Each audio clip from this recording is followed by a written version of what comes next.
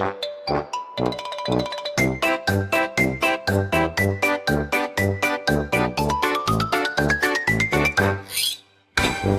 होता ससा पांढरा अंगोरा, शाळेत जायला निघाला तो तोरा.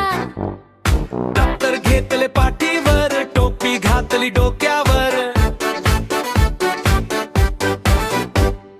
वाटेत भेटली चिवताई, म्हणाली ससोबा घाई कसली बाई.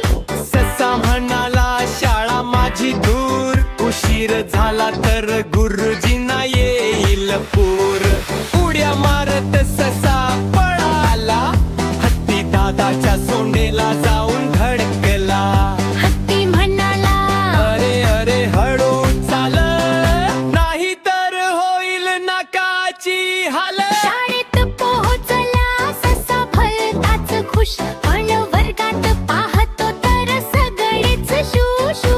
आज होती रविवारची सुट्टी, ससोबाची झाली फजिती मोठी.